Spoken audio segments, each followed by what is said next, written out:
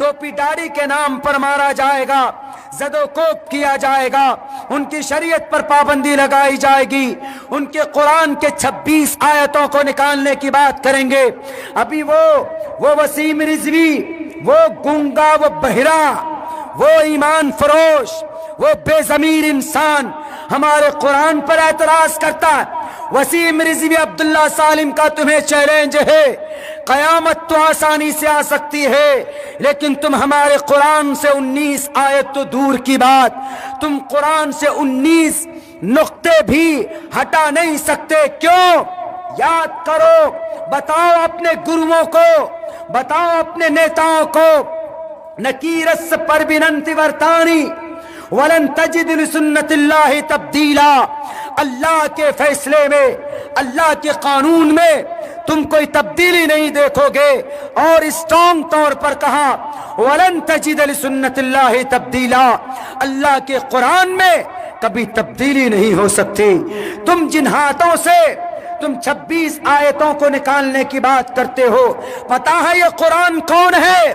اس کو مٹانے انگریز آئے تھے، انگریز خود مٹ گئے۔ اسی قرآن کا چیلنج کیا تھا بڑے بڑے سورماؤں نے، اسی قرآن کے فیصلے کا منشے کا چیلنج کیا تھا۔ کون؟ نمرود نے، زمین میں دھسا دیا گیا۔ فرعون نے رب کی وحدانیت کے سامنے کھڑا ہوا، زمین آسمان کے بیچ لٹکا دیا گیا۔ کن کو؟ فرعون کو، دنیا کے اندر رب کا دعویٰ کرنے والا۔ اسی لیے وسیم رضوی، منسٹری کی کرسی اگر تمہیں ملی ہوئی ہے تو یہ کرسی تمہارے لیے تمہاری قبر بن جائے گی۔ تم اللہ کی سے مقابلہ مت کرو، اللہ تبارک و تعالیٰ کے کلام سے تم بغاوت مت کرو۔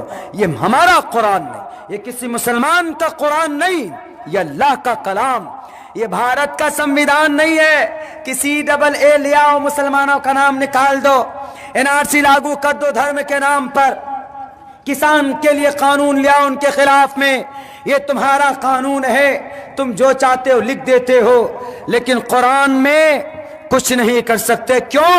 قرآن تمہارے ابا کی دادا کی کتاب نہیں ہے، قرآن اللہ کی کتاب ہے، اللہ ہی اس کو کچھ کر سکتا ہے۔ لیکن قیامت تک اللہ نے بھی کہہ دیا الیوم اکملت لکم دینکم واتممت علیکم نعمتی، اللہ کے ضابطے کے حساب سے اس کے اندر بھی کوئی تبدیلی نہیں ہو سکتی۔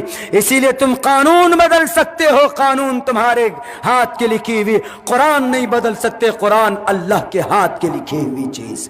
میرے بھائیوں، ہم بات کر رہے تھے کہاں پہ؟ بھارت کے تیمور لنگ آیا، تیمور لنگ کے بعد اس دیش میں ایک خاندان آیا، لودھی، لودھی کے بعد آئے کون؟ بابر۔ 1526 میں بابر آیا، اور 1526 سے لے کر 1857 تک بابر کی خاندان کی حکومت چلی۔ یہ جتنے بھی جہانگیر اور جلال الدین اکبر، سلیم، جن کا نام کے اوپر ایک پکچر فلم بھی بنی ہوئی، مغل اعظم، مغل، وہی بابر کے خاندان کو مغل بولتے ہیں۔ اور بھارت کے ان راجنیتاؤں کو سب سے زیادہ دشمنی، الرجی انہی مغل خاندان سے ہے۔ تو یہ 300 350 سال مغل خاندان کی حکومت، لیکن پورا ملائیں کب سے؟ 1191 سے لے کر 1857 تک مسلم امپیرر جتنے بھی تھے، کسی بھی مسلمان بادشاہ نے بھارت کی دھرتی پر کسی بھی گاؤں میں کہیں پر بھی کسی کو یہ نہیں کہا کہ تم کلمہ پڑھو۔ ہوتا ہے نا، بادشاہ ہوتا ہے تو وہ اپنے حساب سے قانون نافذ کرتا ہے۔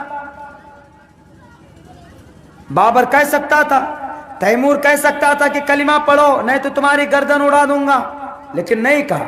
جلال الدین نے بھی نہیں کہا، بلبن نے بھی نہیں کہا، لودھی نے بھی نہیں کہا، قطب الدین ایبک نے بھی نہیں کہا، کسی نے نہیں کہا، بلکہ سب کو اپنی اپنی کرسی کو آگے بڑھانا تھا، کرسی کو مضبوط کرنا تھا۔ ایک بادشاہ، ان 700 سال میں صرف ایک بادشاہ ایسا گزرا کہ جس نے تبلیغ کی، तबलीग मतलब to convey the message of Islam, convey the message of Islam to the non-Muslim people. जो ला इलाहा इल्लल्लाह को नहीं जानते, उसकी हकीकत को नहीं जानते, अल्लाह की वहदानियत के अंदर वो गड़बड़ी करते हैं, तो ये एक बादशाह गुजरा जिसने उलामा के जरिए ये कहा कि नदवी साहब मदरसे में ना बैठे, मदरसे में बच्चों का सबक सुन लिया जी, तो अब उठाइए अपना बोरिया बिस्तर, अब उठाओ अपना छाता, उठाइए बाइक में बैठिए, जाइए करीब के गांव में, वहां पर नॉन मुस्लिम है, उनको जाकर समझाइए कि अल्लाह एक है, मरने के बाद तुम्हें जन्नत, मरने के बाद तुम्हें जन्नत और जहन्नम का सामना करना पड़ेगा, अल्लाह के सामने खड़ा होना होगा, मोहम्मद तुम्हारे आखिरी नबी हैं, इस्लाम दुनिया का सबसे बेहतरीन मजहब है, कलिमा पढ़ लो कामयाब हो जाओगे, ये पैगाम लोगों को पहुंचाओ। सिर्फ एक बादशाह जिसका नाम मोहम्मद तुगलक था, मोहम्मद तुगलक ने भी किसी के ऊपर जुल्म ज़्यादती नहीं की। ये जितने भी थे मुसलमान एम्पायर, हम तारीख को बहुत गौर से पढ़कर आपके सामने पेश कर रहे हैं, इसीलिए मैं कहता हूं पूरे जोश और पूरे ताकत के साथ कि भारत के नौजवानों, आपको खड़ा होना होगा। सिर्फ मोबाइल में फेसबुक चलाने से या मोबाइल में व्हाट्सएप ग्रुप बनाने से हम बातिल का मुकाबला नहीं कर सकते। बंगाल के अंदर इलेक्शन चल रहा, पता है उस इलेक्शन में व्हाट्सएप ग्रुप इस्तेमाल हो रहा। एक नेता ने कहा कि हमारा एक ग्रुप में 18 लाख आदमी, हम कोई भी मैसेज डालते हैं तो 18 लाख आदमी तक पहुंचता। उनका एक मकसद है मेरे नौजवानों, क्या मकसद है कि उनको बंगाल में हुकूमत कायम करनी, इसीलिए वो मेहनत कर रहे हैं। आप क्या करने के लिए ग्रुप बनाते हैं? कोई मकसद है, कोई टारगेट है आपके सामने? कोई टारगेट नहीं, कोई मकसद नहीं। एक मकसद बनाओ अपनी जिंदगी का, एक टारगेट फिक्स करो अपनी जिंदगी का। रात हम प्रोग्राम में बोरियो साहिबगंज में थे, यहाँ से तो बज़ाहिर बहुत करीब है, लेकिन जब आप घूम करके जाते हैं भागलपुर हो करके तो बड़ा लंबा पड़ता। ये तो हजरत मौलाना नदवी साहब की इसरार और जिद कि कहाँ तक पहुँचे शेख, कहाँ तक पहुँचे शेख। मैं खुद से दौड़ा दौड़ा आपके यहाँ पहुँचा हूँ, क्योंकि इनसे हमने वादा किया। वहाँ के नौजवानों को हमने एक पैगाम, एक बात ये कही, हमने कहा कि नौजवानों आप अपना टारगेट फिक्स करो, टारगेट कि हमारा ये टारगेट। देखते हैं जब फुटबॉल खेलते तो दोनों तरफ गोली होती, गोली का वो गोल करने का, और पूरे 11 दुनी 22 खिलाड़ी एकदम दौड़ते हैं पागल कुत्ते के तरह एक गेंद के पीछे। क्यों? उनका टारगेट होता है कि हम किसी तरीके से गोल कर दें, पॉइंट ले लें। किसी की पैर टूट जाती, कोई मुंह के बल गिरता, कोई परेशान होता है, किस लिए? कि मैं गोल कर दूं, हमारे पॉइंट्स बढ़ जाएं। क्या हम मुसलमानों, नौजवानों, हम अपनी जिंदगी का टारगेट फिक्स नहीं कर सकते? टारगेट फिक्स करो। क्या टारगेट? मैं बताता हूं। अगर आपको दिलचस्पी है कि आपको राजनीति में आना है तो सियासत गलत सही तरीके पर गलत नहीं, आप सियासत के मैदान में भी आओ, टारगेट फिक्स करो, मेहनत करो। उसके बाद अगर आप तिजारत में आना चाहते हो तो तिजारत के अंदर भी आप आओ, मेहनत करो। आदमी ठेला बेच बेच कर अंबानी बन गया। अनिल अंबानी का दादा कोल्ड ड्रिंक बेचते थे मुंबई के इलाके, गांव के अंदर, मुंबई शहर के अंदर कोल्ड ड्रिंक बनाकर बेचते थे। तब जाकर आज की तारीख में मेहनत की तो ईश्वर ने उनको फरामानी की, आज वो अंबानी बन गए। और कभी कभी ऐसा होता है कि जब आदमी मेहनती नहीं होता है, बाप के दौलत है, बाप की तरफ से प्रॉपर्टी है, दी हुई है, शराब पीता है, उड़ाता है, अय्याशी करता है, तो ऐसा होता है कि उसके पास छत भी नहीं होती। तिजारत करें आप, जरूरी नहीं कि 1 लाख रुपए से करें, 15-20 हजार रुपए से शुरुआत कीजिए। शुरू करेंगे, टारगेट फिक्स कीजिए कि हमको 1 साल में बिजनेस इतना डेवलप करना। अगर आप एजुकेशन लाइन में تو بہت اچھا، اس لیے کہ the primary aim of education is to prepare and to qualify the new generation for participation in the development cultural society. اگر آپ کے گاؤں میں illiteracy ہے، جہالت ہے، اور ہے جہالت، کیوں؟ ہم آ رہے تھے راستے میں اس گاؤں، آپ کے گاؤں سے باہر، ہم نے ایک جوان لڑکے سے پوچھا کہ بھائی مجھے جہاں جلسہ ہو رہا وہاں پہ جانا. وہ بول رہا کہ جلسہ ہاں ہو تو رہا ہے، یوں جائیے یوں جائیے. ان سے پوچھا راستہ تو ایسا بتا دیا کہ ہم یہاں سے قریب آ کر پھر واپس چلے. ہم نے کہا کہ پتہ نہیں کہاں ہے جلسہ گاہ. حضرت مولانا نے جو لوکیشن بھیجا وہ لوکیشن کبھی کہیں اور دکھا رہا، کبھی کہیں اور دکھا رہا. یعنی اس نوجوان میں یہ سلیقہ نہیں تھا کہ ایگزیکٹ وہ کہنا کہ ہم کو جلسے کا پتہ نہیں ہے، ہم کو معلوم نہیں ہے جلسہ کا قریب کا. ارے جلسہ جہاں ہوتا ہے تو آس پاس کے 10-5 بستی والے کو معلوم ہوتا ہے کہ فلاں جگہ پہ جلسہ ہو رہا، لیکن سلیقہ طریقہ ترتیب نہیں.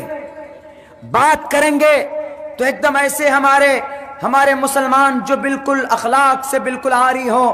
آپ انگریز سے جا کر ہاتھ ملائیے، انگریز کے سامنے آپ بات کیجئے، آپ کو ہنس کر بات کرے گا، آپ کو پوچھے گا کہاں سے آئے، کیا حال چال ہے. وہ طریقہ ہم میں نہیں.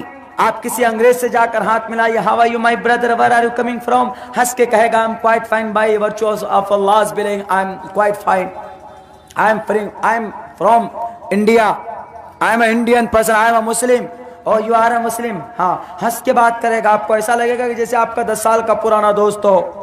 اور ہم مسلمان ایسے اگر آپس میں بات کریں بیٹھیں تو پتہ چلے گا کہ پتہ نہیں کوئی ڈنڈا مار رہا ہے. بات کرنے کا سلیقہ ہمارے مسلمانوں میں نہیں. چلے جائیں آپ غیر مسلموں میں کسی دکان میں جائیں، کپڑا لینا ہو آپ کو، آرام سے پہلے بٹھائے گا، بیٹھیے سر. ٹوپی داڑھی کے نام پر مارا جائے گا، زد و کوب کیا جائے گا، ان کی شریعت پر پابندی لگائی جائے گی. ان کے قرآن کے 26 آیتوں کو نکالنے کی بات کریں گے. ابھی وہ وسیم رضوی، وہ گونگا، وہ بہرا، وہ ایمان فروش، وہ بے ضمیر انسان ہمارے قرآن پر اعتراض کرتا ہے.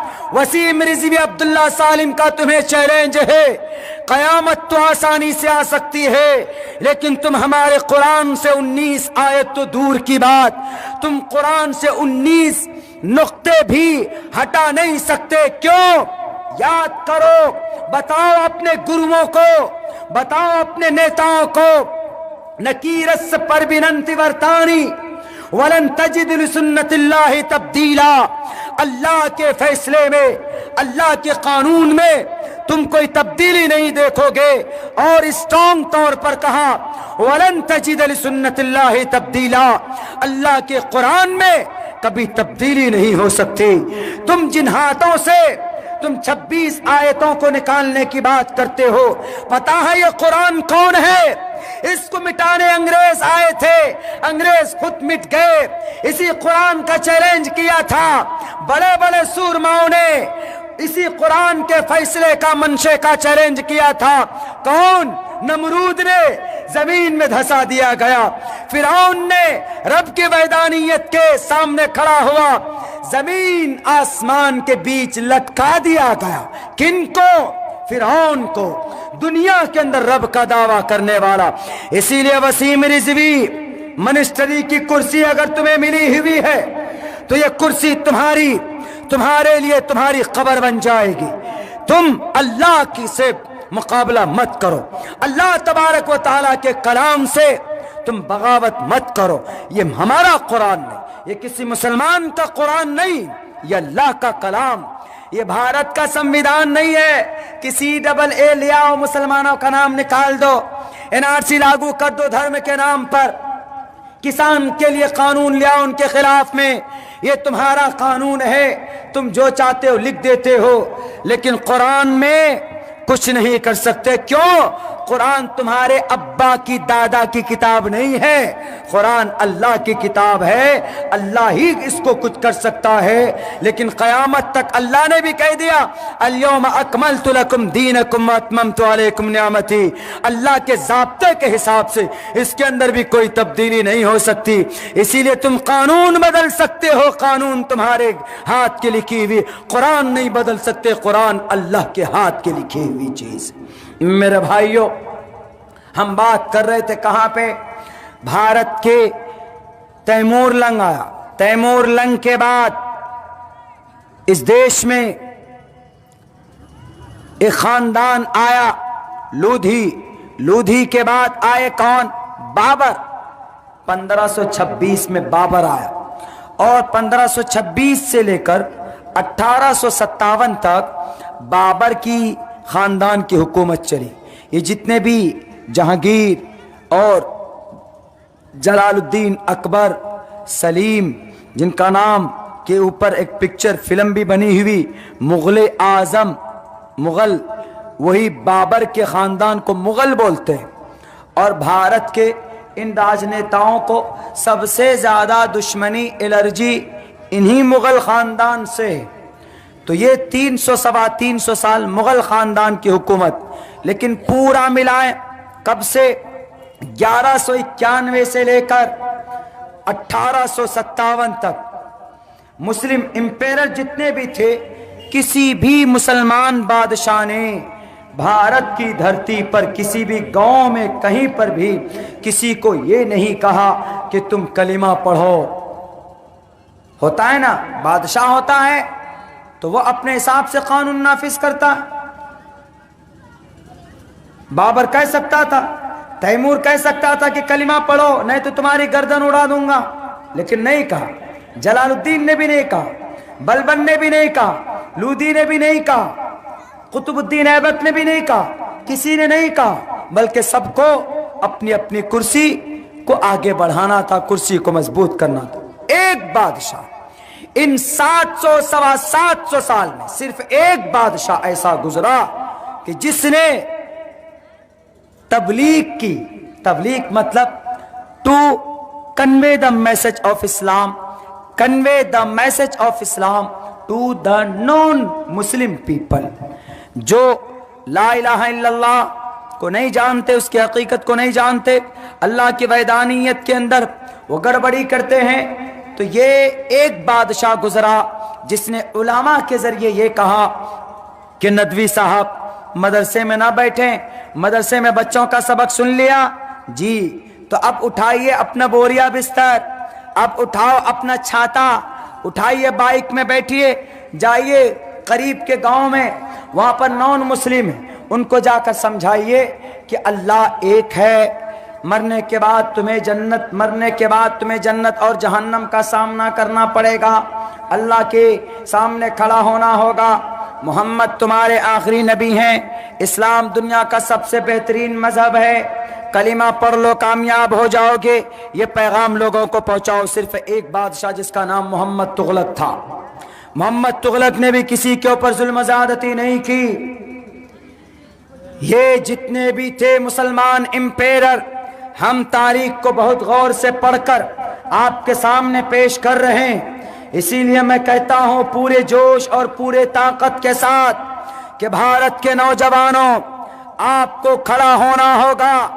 صرف موبائل میں فیس بک چلانے سے یا موبائل میں واٹس ایپ گروپ بنانے سے ہم باطل کا مقابلہ نہیں کر سکتے۔ بنگال کے اندر الیکشن چل رہا، پتہ ہے اس الیکشن میں واٹس ایپ گروپ استعمال ہو رہا۔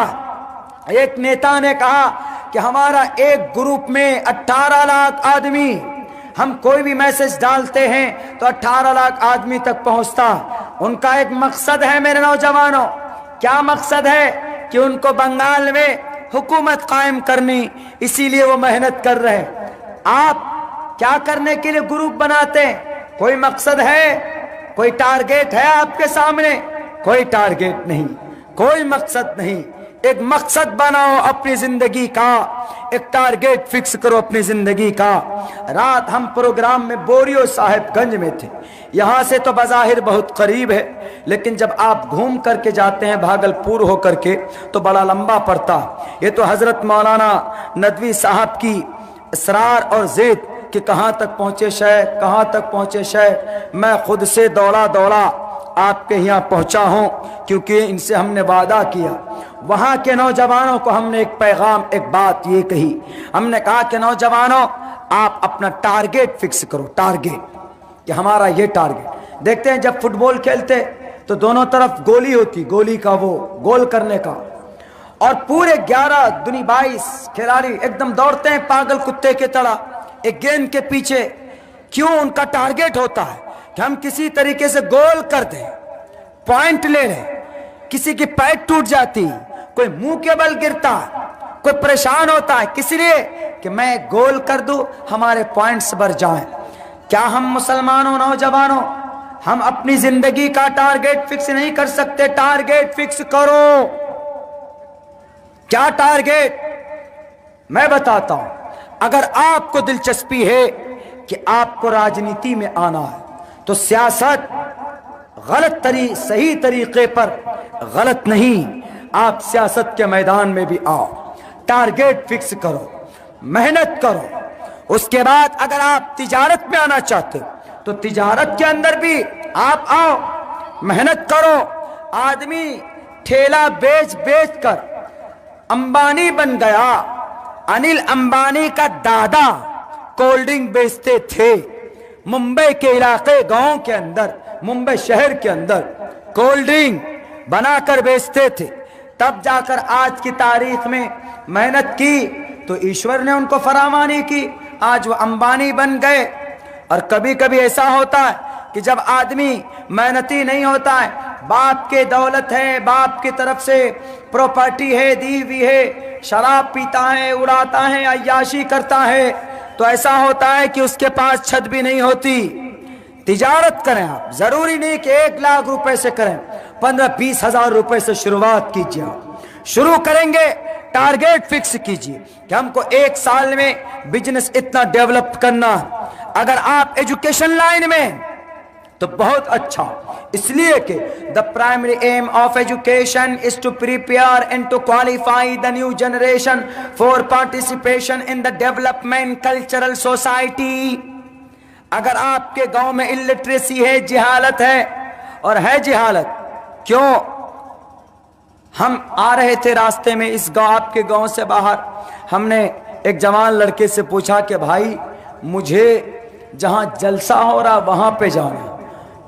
وہ بول رہا کہ جلسہ ہاں ہو تو رہا ہے، یوں جائیے یوں جائیے۔ ان سے پوچھا راستہ تو ایسا بتا دیا کہ ہم یہاں سے قریب آ کر پھر واپس چلے گئے۔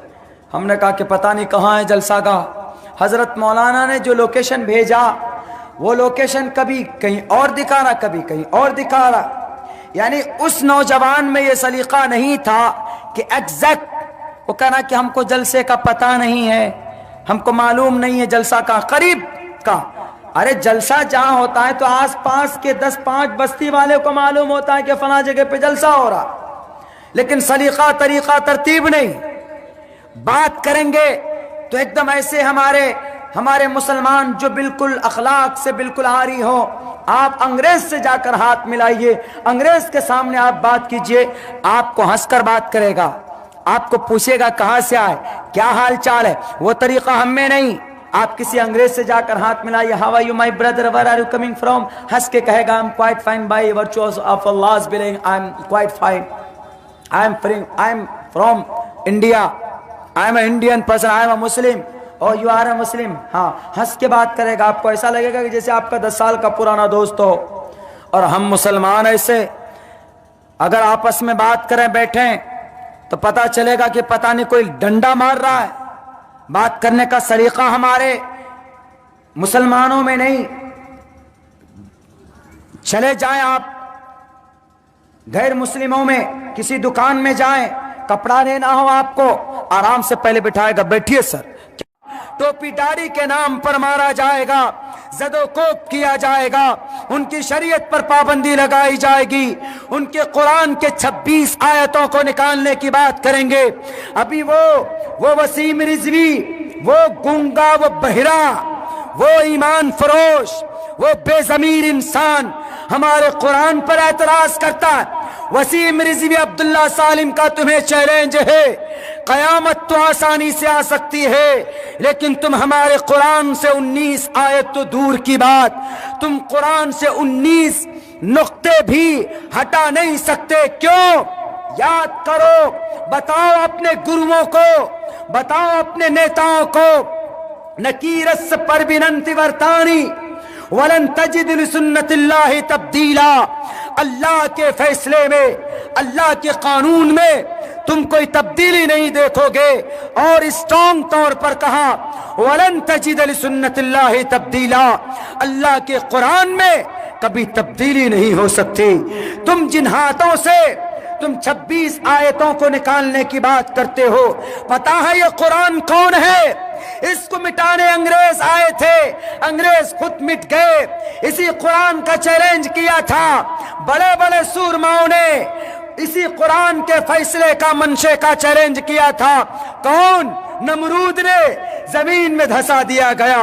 فرعون نے رب کی وحدانیت کے سامنے کھڑا ہوا، زمین آسمان کے بیچ لٹکا دیا گیا۔ کن کو؟ فرعون کو، دنیا کے اندر رب کا دعویٰ کرنے والا۔ اسی لیے وسیم رضوی، منسٹری کی کرسی اگر تمہیں ملی ہوئی ہے تو یہ کرسی تمہارے لیے تمہاری قبر بن جائے گی۔ تم اللہ کی سے مقابلہ مت کرو، اللہ تبارک و تعالیٰ کے کلام سے تم بغاوت مت کرو۔ یہ ہمارا قرآن نہیں، یہ کسی مسلمان کا قرآن نہیں، یہ اللہ کا کلام، یہ بھارت کا سمویدھان نہیں ہے کہ CAA لے آؤ، مسلمانوں کا نام نکال دو، NRC لاگو کر دو دھرم کے نام پر، کسان کے لیے قانون لے آؤ ان کے خلاف میں۔ یہ تمہارا قانون ہے، تم جو چاہتے ہو لکھ دیتے ہو، لیکن قرآن میں کچھ نہیں کر سکتے۔ کیوں؟ قرآن تمہارے ابا کی دادا کی کتاب نہیں ہے، قرآن اللہ کی کتاب ہے، اللہ ہی اس کو کچھ کر سکتا ہے۔ لیکن قیامت تک اللہ نے بھی کہہ دیا الیوم اکملت لکم دینکم واتممت علیکم نعمتی، اللہ کے ضابطے کے حساب سے اس کے اندر بھی کوئی تبدیلی نہیں ہو سکتی۔ اسی لیے تم قانون بدل سکتے ہو، قانون تمہارے ہاتھ کی لکھی ہوئی، قرآن نہیں بدل سکتے، قرآن اللہ کے ہاتھ کی لکھی ہوئی چیز۔ میرے بھائیوں، ہم بات کر رہے تھے کہاں پہ؟